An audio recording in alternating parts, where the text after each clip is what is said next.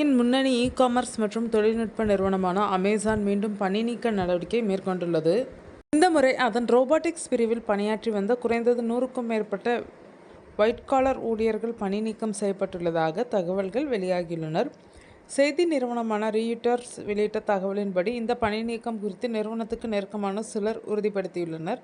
Amazon கடந்த சில மாதங்களாக தனது நிறுவன கட்டமைப்பை மறுசீரமைக்கும் பணியில் ஈடுபட்டு வருகிறது. அதன் ஒரு பகுதியாக ஜனவரி மாதத்தில் சுமார் 16,000 பணியாளர்கள் பணி நீக்கம் செய்யப்பட்டனர். அதற்கு முன் அக்டோபர் மாதத்தில் தொடங்கிய முதல் கட்டத்தில் 14,000 ஊழியர்கள் வேலை இழந்தனர். இதனைத் தொடர்ந்து தற்போது வரை அமேசான் நிறுவனம் சுமார் 30,000க்கும் மேற்பட்ட நிறுவன ஊழியர்களை பணி நீக்கம் செய்துள்ளதாக மதிப்பிடப்படுகிறது.